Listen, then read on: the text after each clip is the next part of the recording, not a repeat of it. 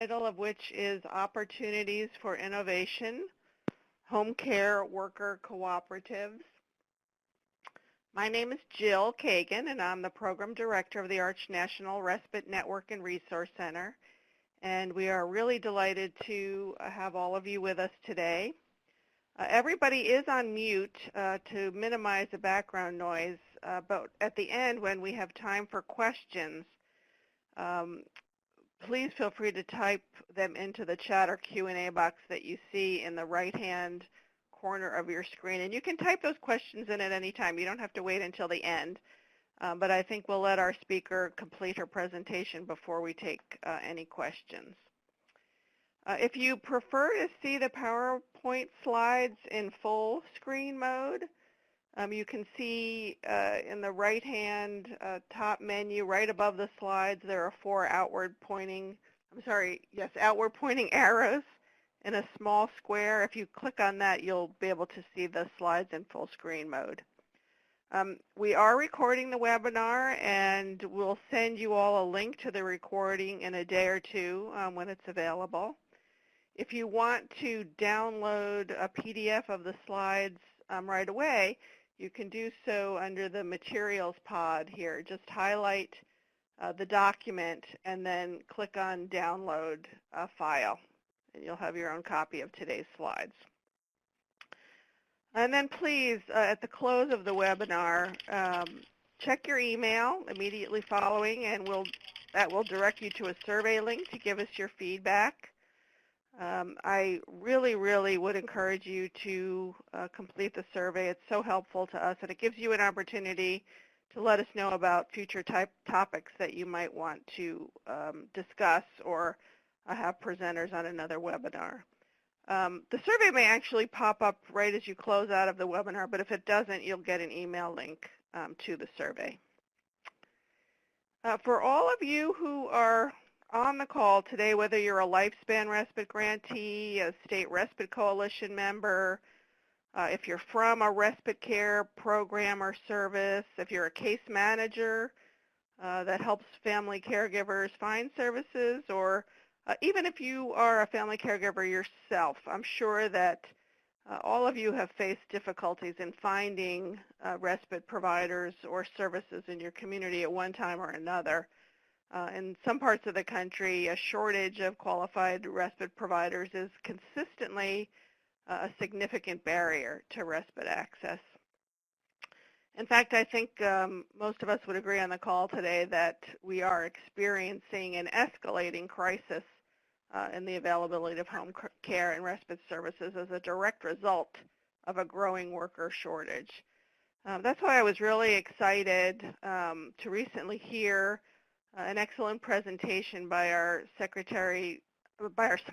speaker today, Margaret Bao with USDA, on home care worker cooperatives, which are worker-owned home care services. And I learned so much from her about how these co-ops are helping to address the critical shortage of direct home care workers in some parts of the country, whether those parts are rural or urban settings. And while home care worker cooperatives are not a new concept, the first one actually, I learned from Margaret, was started in the Bronx in 1985. And Margaret herself helped start the first rural home care worker cooperative in 2001 in Wisconsin. But they're still relatively rare, though I'm happy to say their numbers are growing. And during this webinar today, we're going to explore the reach of current home care cooperatives, where they now exist, their appeal for rural areas, the challenges many of them face in expanding to more areas of the country, and then finally the ways that you as Lifespan Respite grantees and your partners, and even all of you on the call, might be able to utilize these existing co-ops to help provide respite.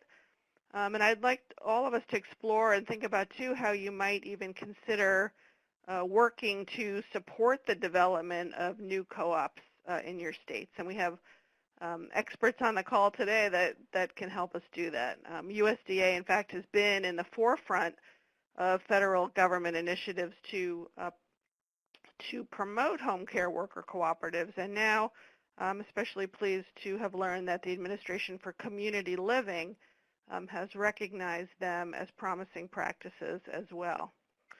Before I introduce Margaret more formally, I am really pleased to welcome Joseph Lugo, manager of the ADRC No Wrong Door program at ACL, and he's going to share a little bit about ACL support for home care cooperatives and to give us some introductory remarks. So I turn it over to you, Joseph, and thank you so much for being here.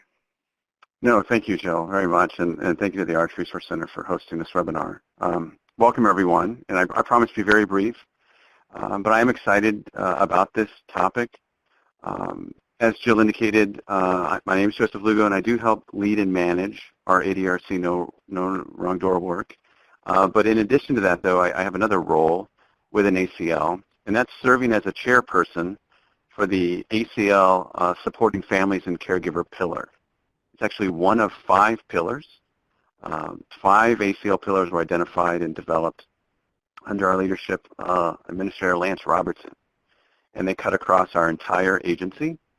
And so the other pillars include connecting people to resources, which I'm very partial to, and I'm sure many people on the line are, strengthening the network, protective rights and preventing abuse, and then expanding employment opportunities. And so as the chair of the Supporting Families and Caregivers as a work group, we're excited to have Margaret Bao being part of this webinar and sharing some of the innovative ideas being supported by USDA. In fact, we're hoping to do a joint presentation next year at the Village to Village National Conference. And as Jill framed really well, we have heard just time and time again how families and caregivers are struggling to find dependable and reliable workers. But there's a flip side to this story as well, is that the workers, though, many times are looking for more training, they're looking for career ladders, they're looking for opportunities for increase of pay. And from our perspective, this concept that you're going to hear and where it's headed, it really speaks to both of the issues. And so that's what why one of our goals as a pillar work group is to really help increase awareness, help scale this, and really have this adopted in other parts of the country. And so I just wanted to take a quick moment to emphasize that and just the support of ACL and the pillar work group. And so I'll turn it back over to Jill and Margaret. Thank you very much, Joseph. I'm really pleased again to introduce today's webinar presenter, Margaret Bao. And Margaret has been a cooperative development specialist with USDA Rural Development since 1998. She first developed an interest in cooperatives while organizing a rural women's income generating project as a Peace Corps volunteer in Costa Rica. Since then, she has assisted in the formation of over 30 cooperatives across her home state of Wisconsin in sectors as diverse as long-term care, distribution of local foods, arts marketing and galleries, conventional groceries, housing, disability support services, and converting existing businesses into employee ownership. Margaret organized Cooperative Care, the country's first rural home care workers co-op, as I mentioned earlier, and Harvard University named Cooperative Care a finalist in the prestigious 2004 Innovations in American Government Award. She organized a second worker co-op called the Circle of Care Cooperative, and according to her, it was a dismal failure following management embezzlement and poor board leadership, but these factors led Margaret and other co-op development leaders to explore systemic supports that were needed to foster co-op success in home care and other low-wage industries. So welcome, Margaret. We're so grateful for your time today and very eager to hear your presentation. So I'll advance the first slide for you, and then you may have the floor. Thank you again so much. Okay, thank you very much, Jill, and thank you, Joseph, for the welcome, and hello to everyone with the National Respite Network and Resource Center. So I'm very excited to share with you something I've been working on for the past 19 out of my 20 years here at USDA Rural Development. And first of all, I'm sharing something with you that you are well aware of.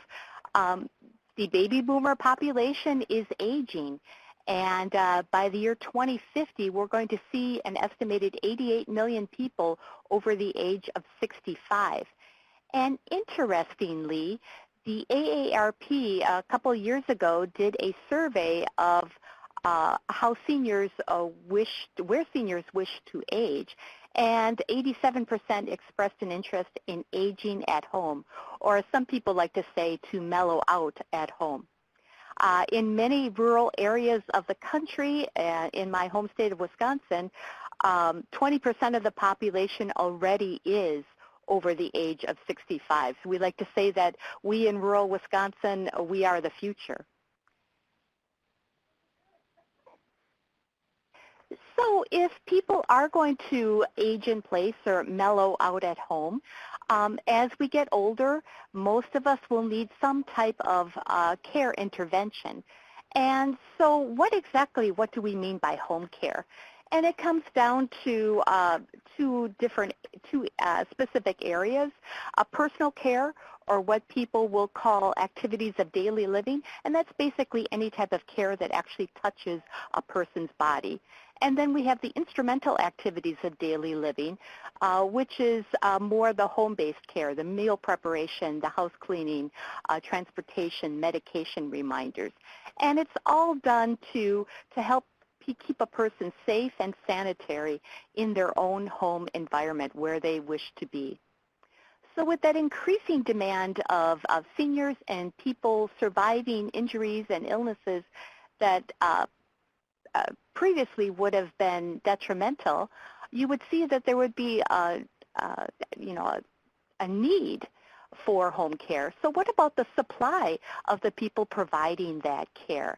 And what we are seeing is that home care is among the fastest growing occupation in the United States. But unfortunately, as Fortune magazine observed, home care is the worst paying, fastest growing job in America. And it comes down to a number of different factors. What we are finding is that home care wages have actually stagnated over the past decade. Right now, the median wage across the country is $11.03 an hour. But because it's very difficult to pull together consistent work, if you want to work 30 or more hours a week, and that results in the median wage of $15,100 an hour. About half of all caregivers are on some form of public assistance, and 90% of the caregivers are female. 60% of all caregivers are women of color or are foreign-born. And a very sad statistic, it wasn't until 2013 that the Fair Labor Standards Act of 1938 was finally extended to caregivers. So it's a difficult work situation, even though the demand is great and growing. And what we are seeing, because of those two factors, we are facing a labor force crisis. Right now, there is a 66.7% average annual turnover of home caregivers across the country. This turnover rate has increased from 39% just in 2009. And unfortunately, when caregivers quit, they tend to do so within the first 90 days of being with an agency. So something's going on, obviously, and it's become a crisis situation. So instead of admiring the problem, let's take a look at an exciting solution that I've had the honor of being a part of. And that is, what if caregivers, the direct care workers, could own and democratically control their livelihoods via a worker cooperative? So you're probably wondering, what exactly is a worker cooperative? Well, I'm in the work of doing cooperative development, so I'm going to give you a very, very fast crash course in cooperatives, a definition of cooperatives and what that means. A cooperative is a business, but it's a business that's owned and democratically controlled by the people who use the services of that cooperative. So there's three hallmarks to any cooperative. It's member-owned, member-controlled, one member, one vote, regardless of how many hours you work for the co-op, regardless of how much money you have invested in the co-op. And then the benefits go back to the member owners in proportion to how much you use the co-op in the previous year. So another way to think of it is that a cooperative is coming together to achieve what you can't accomplish individually. There are about 40,000 cooperatives across the United States, but there's various different types of cooperatives. And it's all defined by who are the member owners of that organization. The most common type of cooperative are what we call the consumer cooperatives. And I have a picture there of a logo from a rural electric co-op. Another common cooperative are the credit unions. We've got housing co-ops, and there are retail stores cooperatives. Another type of cooperative that people tend to think of when they hear the word cooperative are our agricultural or producer co-ops. For instance, Ocean Spray, Sun-Kissed Oranges, Sun-Made Raisins, Land O'Lakes Dairy. That allows individual farmers to come together and have their product aggregated, transported, processed, distributed, and getting it to market. Anything to support those farmers to concentrate on what they do best. The third most common type of cooperative in the United States are what we call shared service co-ops. And these are the types of co-ops that go on in the background, and most people don't realize that they're interacting with co-op members. An example there is Ace Hardware. In some places of the country, you've got Do It Best Hardware. And that is not a franchise. Those are individual businesses that have voluntarily come together to form a cooperative to do some joint purchasing, to have a national marketing campaign, a distribution system, in order for those individual mom and pop stores to compete with the big box stores across the country. And then to your right, we have an example of worker cooperatives. And this is the smallest sector. There's only about 450 worker co-ops across the country. But this is the category that we're seeing the most excitement in for various reasons, one of which are the home care worker co-ops that are starting to form. So here's a little deeper dive about worker cooperatives. And that's where the employees of a business co-own it democratically. And on your left, you have an organizational chart of any type of cooperative. So the members own the business, but it would be very difficult to govern and operate a business when you've got 50 members, 100 members. So members elect from amongst themselves a board of directors, and then that board of directors will hire a manager to take care of daily operations.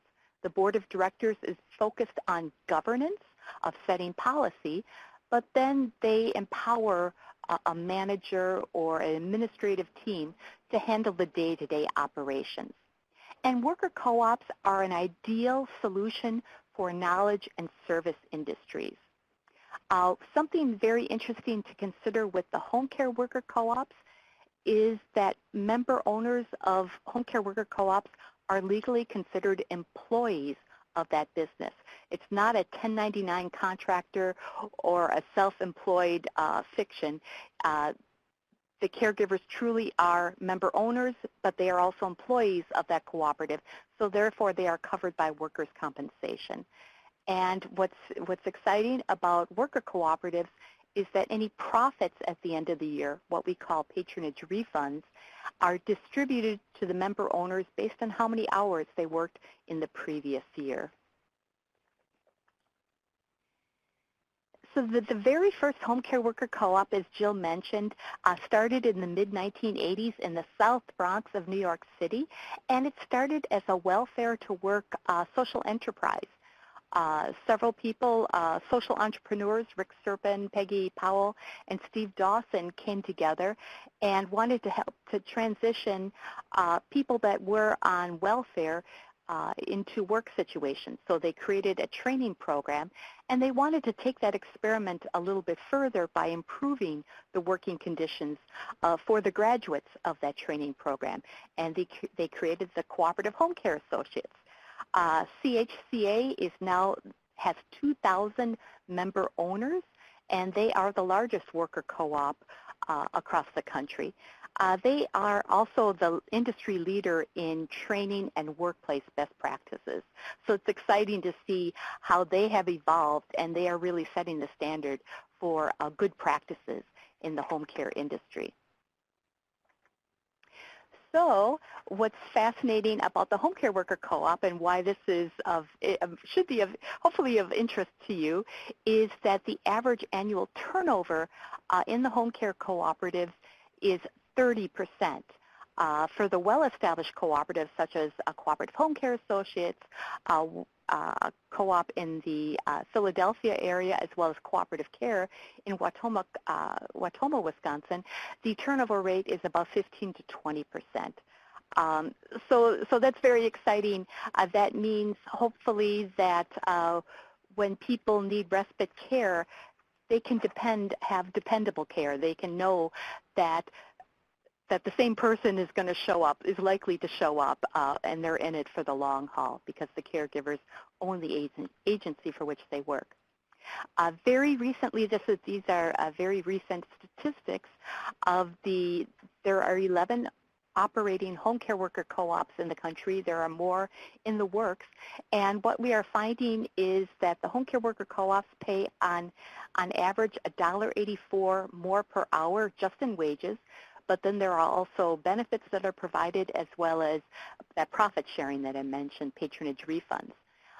What we're finding also is that caregivers report a reduced reliance on public support or local charities. 70% have agree or strongly agree that working at a home care co-op has reduced their reliance on those charities. 80% feel more comfortable about their ability to cover just basic household and personal expenses and in order to save money. And then caregivers also report more control over their schedules and their working conditions through an agency in which they co-own. So what we're seeing is that these co-ops are creating a virtuous cycle. When you have a worker-centered business, it increases job satisfaction. That enhanced job satisfaction reduces caregiver turnover, and that reduced caregiver turnover results in higher quality and more consistent client care. So it's truly a win-win situation for both care recipients and care providers. So there is a map of the home care worker co-ops across the country right now. And as you can see, the first wave on the East Coast, and then there's a more recent wave happening on the West Coast. So you're probably wondering, if home care worker co-ops are such a great idea, why in the world aren't there hundreds of these co-ops across the country? And there's two reasons. Market reasons, and then the evolving co-op development model, and I'm going to touch upon both. So here is a chart showing for who pays for home care, and 75% of care is through public pay, the majority of that being Medicaid, part of it also being the Veterans Administration. A little over 10% is covered by long-term care insurance. 10% of folks are paying out of pocket, and then another 4% is coming from other sources. Interestingly, you've probably heard a lot about the for-profit home care franchises, names like Comfort Keepers, Home Instead, Caring Angels, Visiting Angels. There seems to be a lot of angels in this space. And those agencies only serve that 10% paying out of pocket. But there's a plethora of those franchises. And unfortunately, they pay what they consider to be market rate wages, which are those wages that are set by the Medicaid reimbursement rates. So unfortunately, the Medicaid reimbursement rates are insufficient to pay living wages, so we have a situation of the falling recruitment and retention, therefore that labor wage crisis. It's been interesting. People that study this industry have been warning about a crisis coming for this labor force, and I have to say that it hit rural America about 3 years ago, and urban America has been facing this for a little while now. So it's interesting. We had a market innovation. We had the very first home care worker co-op back in the mid-'80s, some replications in the early 90s, cooperative care in 2001. There was a group called the Circle of Life Caregiver Cooperative in Bellingham, Washington. And the caregivers came together and they wanted to form a worker co-op. But in Washington state, they have very strict rules about an agency must be in existence for a minimum of 3 years in order to serve Medicaid clients. And so that particular co-op opened very slowly by serving only private pay clients, people that could afford to pay for care out of pocket. And they had the goal that they would eventually qualify for Medicaid reimbursement. But what they found out is, wow, they could charge higher rates for private pay, therefore they could pay higher wages, and they were able to also do some very nice patronage refunds and benefits.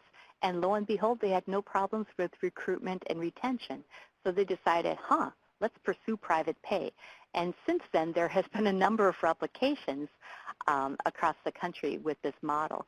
And you could see kind of a timeline of, people stepping forward. There was, this break starting in 1985, then up until 2009 when the Circle of Life Cooperative came forward. And then there's been several more following entering the private pay market. So, and our understanding, for those of us like myself that are in the field of helping people organize cooperatives, our understanding of what we can do to help this process along is evolving.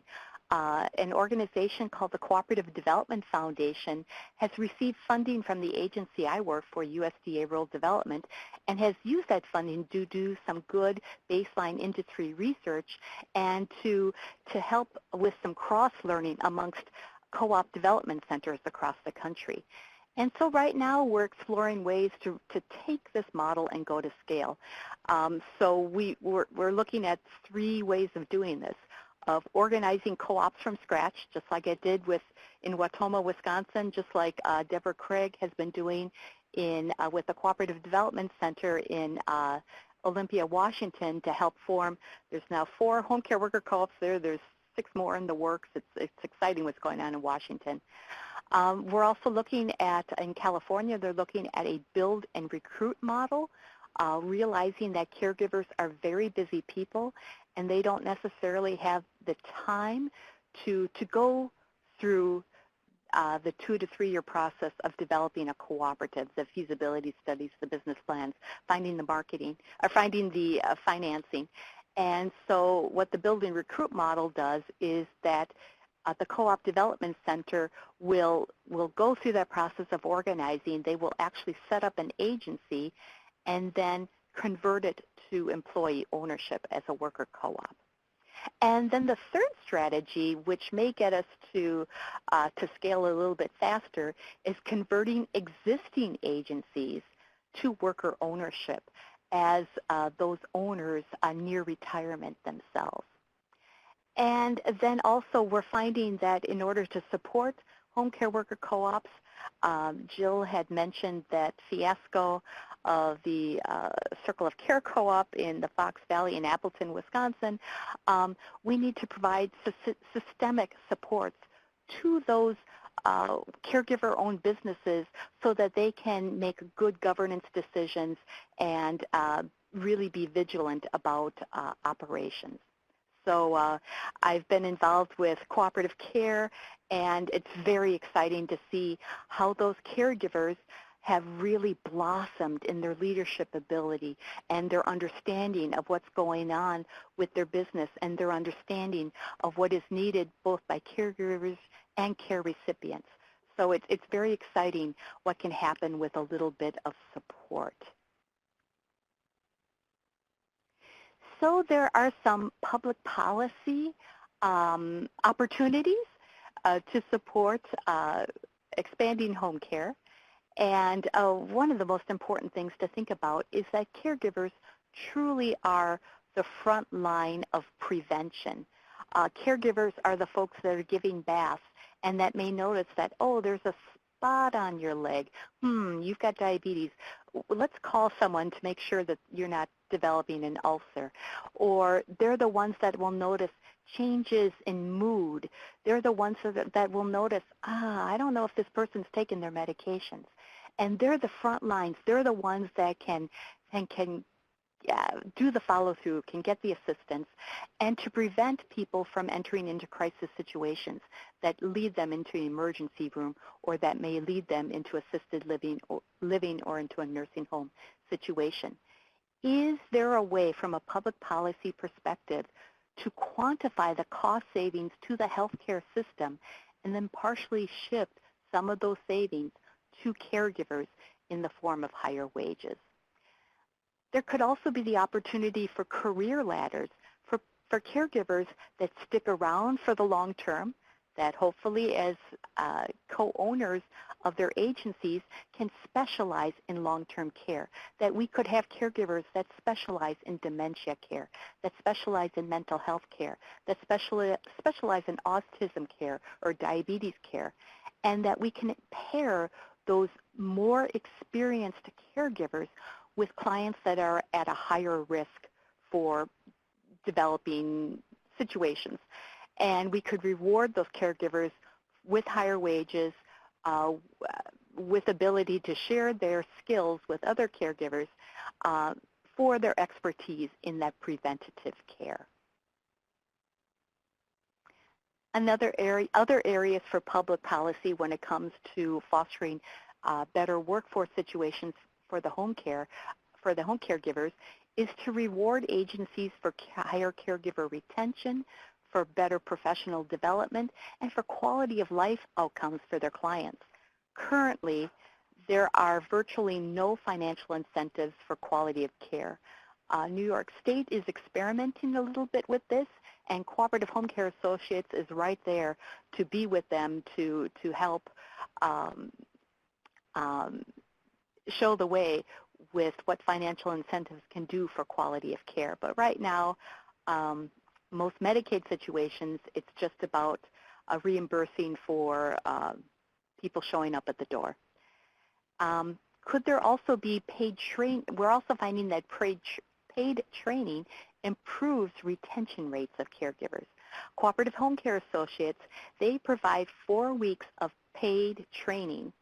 And it's interesting, it's not just training in caregiver skills, it's also skills with communication so that those caregivers can fully communicate with others in the healthcare profession to communicate on behalf of their clients as well as their needs. And as a result of that, their turnover rate is 15 to 20%. What we're finding is that licensing varies greatly by state, and licensing to become a caregiver is rather minimal, and it's unfortunate. And we're not seeing licensing for increased learning. That's the initial getting into the industry. We're not seeing additional training for specialization. Another thing to consider, especially for rural areas, that travel costs tend to be higher than in cities. At cooperative care, it's not unusual for the typical caregiver to put 50 miles on her car going from client to client, taking care of people. And there is no compensation for that with the Medicaid reimbursement system. So it's very frustrating. And then speaking with some of the caregiver co-ops in urban areas, Sometimes caregivers can take public transportation going from client to client, but sometimes that's just not realistic in our smaller to medium-sized cities. And then also another thing that would help out with public policy is a improved speed of reimbursement from public pay sources. And in particular, the Veterans Administration, they have a 60 to 90-day reimbursement cycle. If you can get that, it's challenging, especially for smaller agencies, especially for agencies in rural communities. Specifically, what is needed to help grow the home care worker co-op sector is that there's a need for what we would call co-op-friendly grants and loans to launch new home care worker co-ops, to grow existing co-ops, and then that strategy of acquiring and converting existing agencies to worker ownership. And what I mean by co-op-friendly is that not requiring personal guarantees from those low-wage caregivers. For instance, the Small Business Administration, when they issue a loan, they require personal guarantees from every single owner of that business. But that's not realistic when you've got a caregiver co-op of 2,000 member owners. You're not going to get personal guarantees. We at USDA Rural Development, we've been lending to cooperatives for the past 40 years, and we know how to do that without requiring personal guarantees. If any one member of one owner has less than 20% of ownership, we don't require a personal guarantee. In lieu of that, we require more equity, higher equity investment in that business. And as a result of that, we tend to see better outcomes of those businesses and of those loans. So something to think about from a public policy situation. Also, we need additional research and data collection on what's happening, and then sharing the benefits and public awareness about home care worker co-ops. So if you'd like to learn a little bit more about this, there is a wonderful 30-minute podcast that was posted on something called Tiny Spark. It's by the nonprofit Quarterly, and they did a wonderful story. It gives an overview of what's going on in home care, and then they present some of the home care worker co-ops, including some of my friends at Cooperative Care, along with the folks at Cooperative Home Care Associates. And then if you'd like to see more resources specifically about home care worker co-ops, there's an excellent website by the Cooperative Development Foundation, and it's called seniors.coop, and there you can find the nuts and bolts of of everything you need to know about forming a home care worker co-op, contacts, and where you can go with that.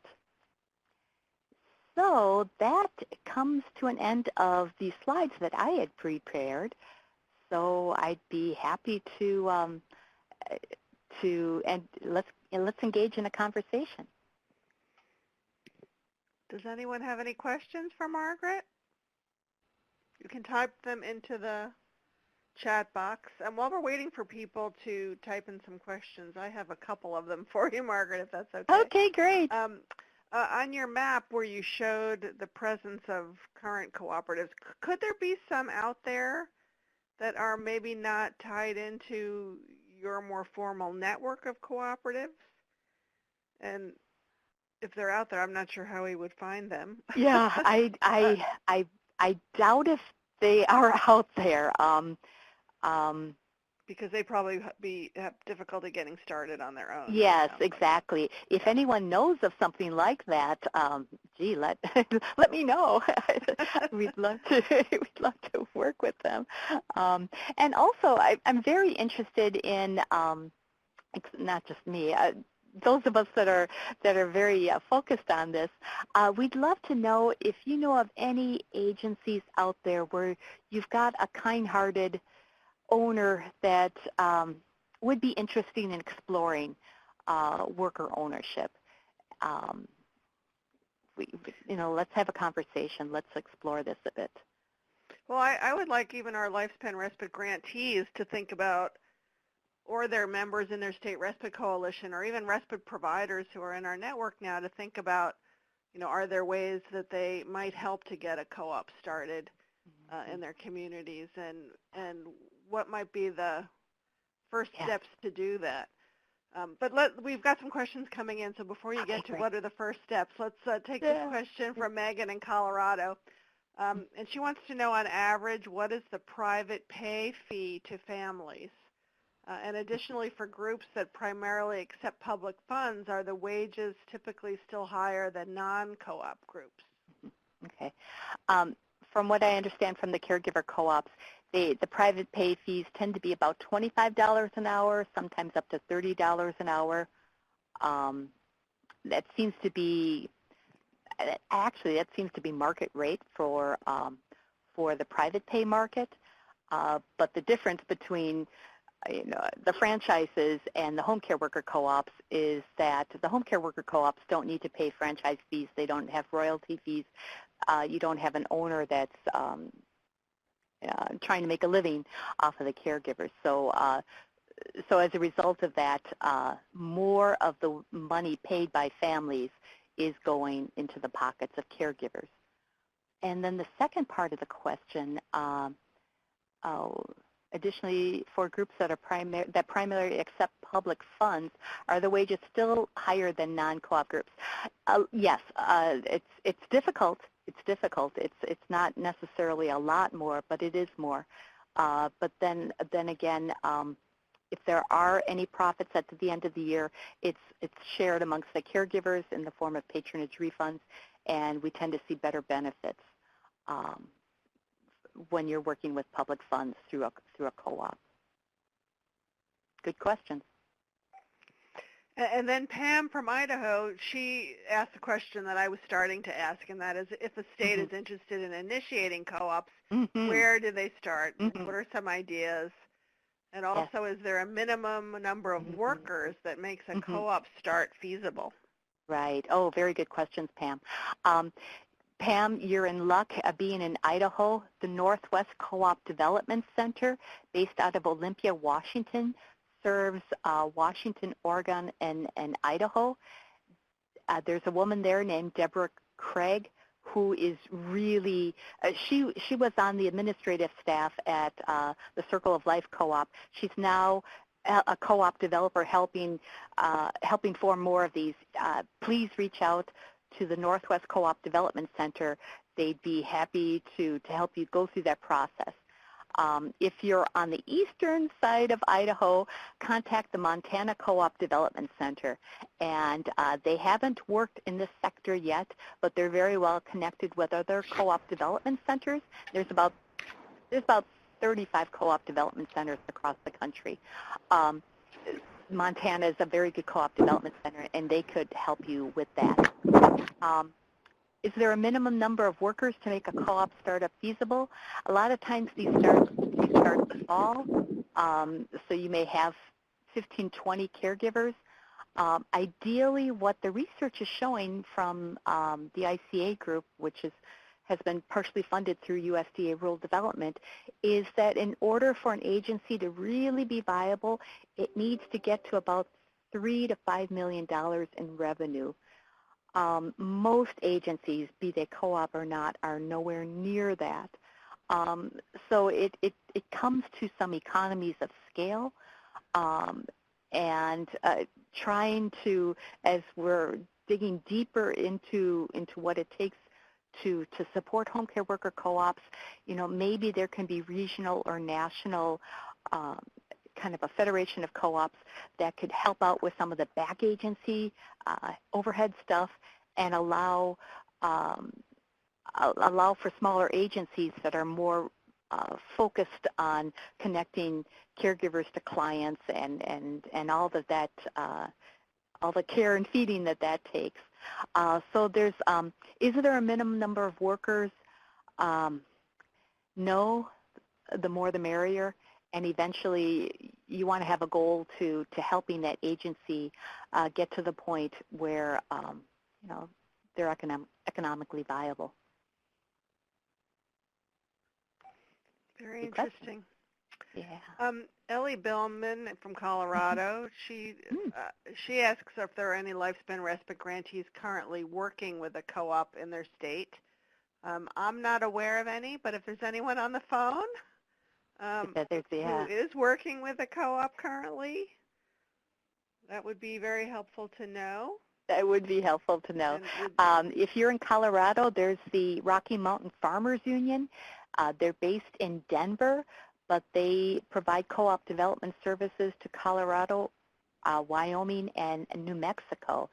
And I know in Denver, they have been looking to organize a home care worker co-op in the Metro Denver area. Initially, they were going to do a pure startup, but now it looks like they're going to do a conversion of an existing agency. So Google Rocky Mountain Farmers Union. They've got a co-op development center. Bill Stevenson is the executive director there, and it'd be great to let them know of that you'd like to possibly explore this with them. I guess maybe you could hypothesize a little bit about this, Margaret. If a state agency grantee wanted to think about starting up a cooperative, are there any other examples of where a state agency has helped, other than USDA, and maybe USDA is the example, has helped to start to build co-ops in a state? Right, Are you right. aware of anything like that? That might give well, us yeah, for here how in a Lifespan Wisconsin. grantee might. Yeah, here in Wisconsin, when I was heavily involved with forming cooperative care, and then helping to form the Circle of Care Cooperative, the state of Wisconsin provided a small grant. It was a $50,000 startup grant, and then they renewed it for another $50,000. And that startup seed money really helped out, but then also their knowledge of who in the state would be receptive to this. So they helped identify some counties, and then both the state and then me at the federal level, we reached out to some community action agencies and worked with those community action agencies to help identify caregivers and to go through that process. So it's interesting. Co-op development centers really, they know the co-op side of things, but so often people in your network, in the National Respite Network or at the state level, you know what's going on in your state. You know the regulations. You know what's going on in the marketplace. You know the need. And so that combination is really necessary in order to pursue this. Thank you. That's very helpful. Pam has a follow-up question, and she wants to know if USDA will loan for co-op startup. The money that USDA provides is grants to co-op development centers. So the co-op development centers can provide technical assistance free of charge in your states. There are, if you dig into the weeds, there are some ways to use some of our existing grant programs to do this work. Contact me offline, and we can chat a bit about some of our grant programs at USDA Rural Development to help you out with that. Again, you need to be in a community of 50,000 or less, or the idea where you'd like to pursue this would be in a community of 50,000 people or less. But I'd be happy to chat offline. Other sources of funding might be, I know in Denver, the Denver Community Foundation has provided some funding to help with the feasibility study and the business plan in conjunction with the Rocky Mountain Farmers Union. So yes, there's some federal grants and some loans available, but there's some other sources of funding as well. And another thing to remember is that the actual agency itself, because these are service agencies, the startup loan isn't that big. In forming cooperative care, we started with a loan of $125,000, and that was basically to cover the costs of renting office space, a couple computers, the scheduling software, to hire some administrative staff, and to cover payroll for the first several months until you started to get reimbursement. In the case of cooperative care, they have been primarily in public pay. So, getting the reimbursement from that time from the counties, now with the managed care organizations. Thank you. Yeah. We have one more question here from a participant, and it's in the past, USDA Rural Development has partnered with HUD to offer home ownership for people with loans as low as 1%. Oh, yes. Alex Azar, Secretary of HHS, recently stated that he would like to see his agency address social determinants of health. And would USDA Rural Development be willing to work with other federal agencies to fund home care cooperatives, or does Rural Development have enough funding to help with startups? Well, you just kind of answered that, but and you answered a lot of the question already, but I'll let you elaborate if you care to.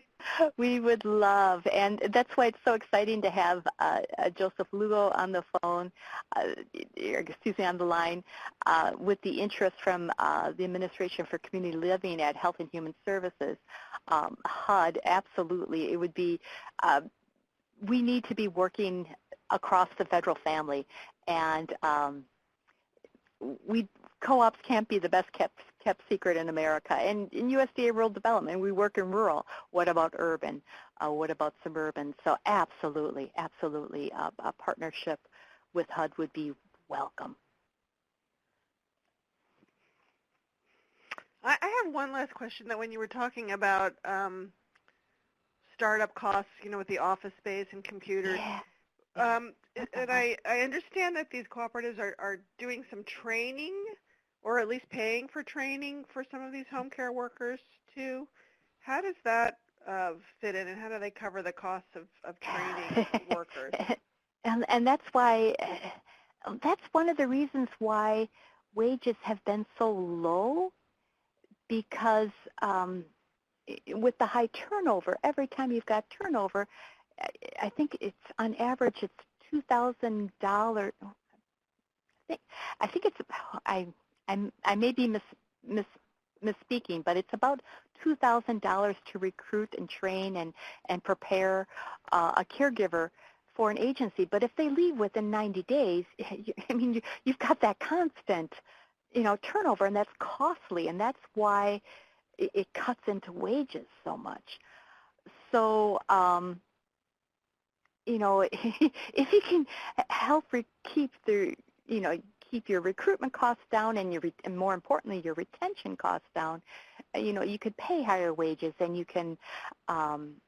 You have to do training for anyone new coming onto an agency, obviously, but the training costs could be so much better. But that type of training of, this is how you fill out your forms, that type of thing, to really get at the training like what the Cooperative Home Care Associates does.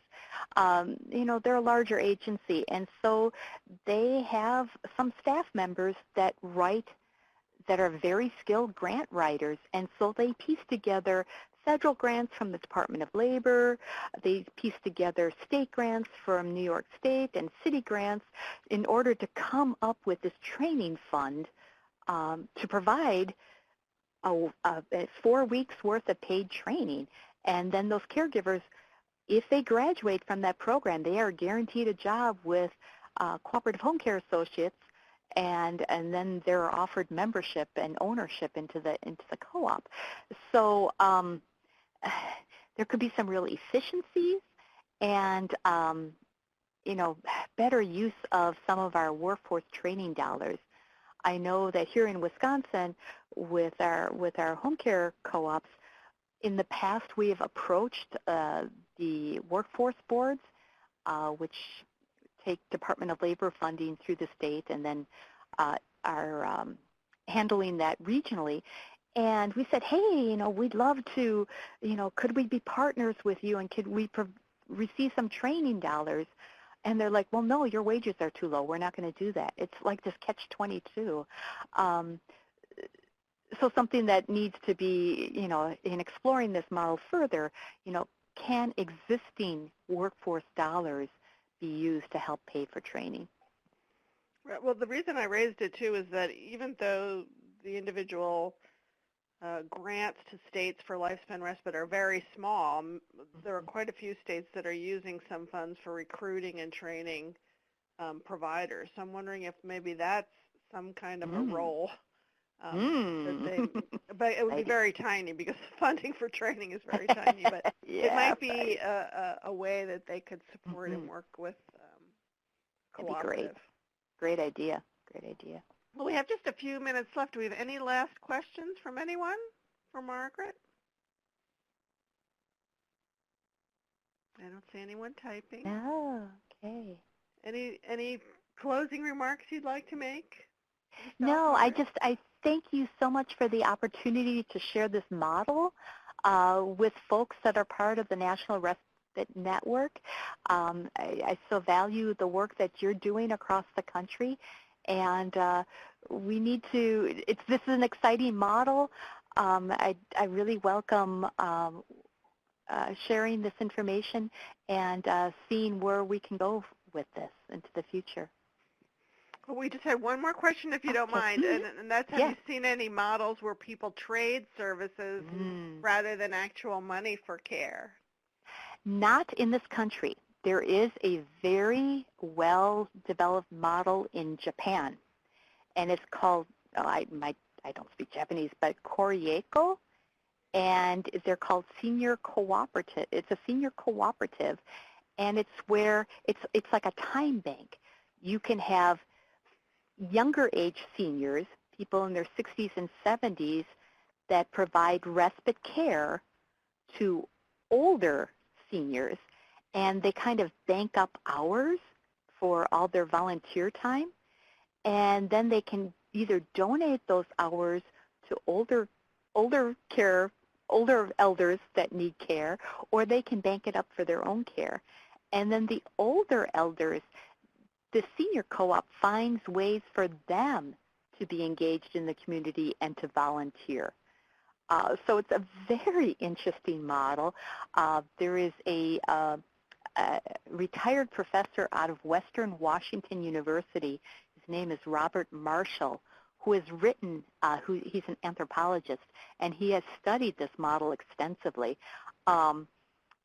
Take a look at it, and, we've got some very creative people out there. Maybe there's a way for people to kind of time bank services for care. Yeah, we have actually worked very closely with Edgar Kahn at Time Banks USA also to try to develop a model for time banking for respite care and for senior and even children with disability support for those groups. Sure. So I agree, it's a very exciting model, and we're continuing to work with him to explore ways that we can test out that model. Right. And then also being realistic about what are the limits of that model. For instance, you can't have volunteers giving a bath. That's just something that Right.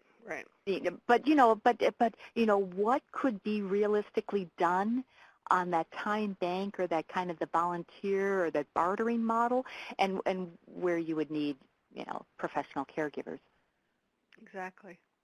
Yeah. Well, now we have run out of time. So thank you. I want to thank Margaret so much. I agree that this is a very exciting model, and I hope we can continue to explore how our Lifespan Respite grantees and partners and our other ARCH members in the network might be able to continue to work with you and with other cooperative entities around the country and to expand this model. So thank you so much, everyone, for your time. Thank you, Margaret. And you will all be receiving the link to the webinar in the next couple of days. And please take the time to fill out our evaluation form once we close out of the webinar. So have a great afternoon, everybody. Thank you so much.